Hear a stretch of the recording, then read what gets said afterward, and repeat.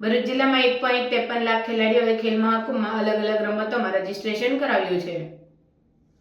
રાજ્યમાં ખેલકૂદના વાતાવરણનું નિર્માણ થાય, પ્રતિભાશાળી ખેલાડીઓને યોગ્ય તક મળી રહે તે માટે સ્પોર્ટ્સ ઓથોરિટી ઓફ ગુજરાત દ્વારા ભરૂચ જિલ્લામાં ખેલ મહાકુંભનો તારીખ 6 જાન્યુઆરીથી તાલુકા કક્ષાનો પ્રારંભ થઈ ગયો છે। ખેલ મહાકુંભમાં ભરૂચ જિલ્લામાં 1.53 લાખ જેટલા ખેલાડીઓએ 24 જેટલી રમતોમાં ભાગ લેવા માટે રજીસ્ટ્રેશન કરાવ્યું છે।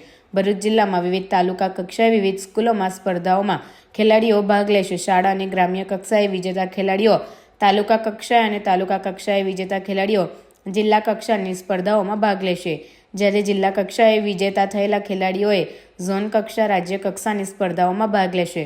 તારીખ 6 જાન્યુઆરીએ ભરૂચ તાલુકામાં સંસ્કાર સ્કૂલ ખાતે વોલીબોલ રમતની સ્પર્ધાનું આયોજન કરાયું હતું, જેમાં અલગ અલગ વય જૂથમાં ભાઈઓ બહેનો મળી કુલ 67 ટીમોએ ભાગ લીધો હતો। આ સિવાય તારીખ 7 જાન્યુઆરીના રોજ KGM શાળા ખાતે એથ્લેટિક્સ રમતનું આયોજન થયું હતું, જેમાં અંડર 9, અંડર 11, અંડર 14, અંડર 17 અને ઓપન કેટેગરી મળી કુલ આશરે 636 જેટલા ખેલાડીઓએ ભાગ લીધો હતો। એથ્લેટિક્સ રમતને KGM શાળાના આચાર્ય ઉપાશ્રયના શર્મા મેડમે ખુલ્લો મૂક્યો હતો। આ ખેલાડીઓ તાલુકા કક્ષાએ વિજેતા થઈ હવે જિલ્લા કક્ષાએ રમવા જશે અને ત્યારબાદ ફેબ્રુઆરી મહિનામાં ઝોન કક્ષા અને રાજ્ય કક્ષાએ રમવા જનાર છે। આ ઉપરાંત એથ્લેટિક્સ રમતમાંથી ટેલેન્ટ આઇડેન્ટિફિકેશન કરી પ્રતિભાશાળી ખેલાડીઓને DLSS માટે તૈયાર કરવામાં આવનાર છે। ખેલ મહાકુંભ 3.0નું જ્યારે રાજ્ય કક્ષાએથી પ્રારંભ થઈ ચૂક્યો છે, ત્યારે આજરોજ ભરૂચ જિલ્લા ખાતે ખેલ મહાકુંભ 3.0નું આયોજન થયું છે, જેમાં એથ્લેટિક્સ રમતની અંદર under 14, under 17, under open category ની તમામ સ્પર્ધાઓ જેવી કે 100 મીટર, 200 મીટર, ગોળા ફેંક, જેવલિન થ્રો તમામનું આયોજન આજરોજ KGM શાળા ખાતે થઈ રહ્યું છે, જેની અંદર ભરૂચ તાલુકાની તમામ સ્કૂલોનું અહીંયા ખૂબ સરસ આયોજન કરવામાં આવેલું છે। આ સ્પર્ધાની અંદરથી જે વિજેતા થશે ખેલાડીઓ તેઓ જિલ્લા કક્ષાએ રમવા જનાર છે। જિલ્લા કક્ષાએથી વિજેતા થનાર ખેલાડીઓ ઝોન કક્ષાએ અને રાજ્ય કક્ષાએ તેઓ પોતાનું કવચ બતાવશે।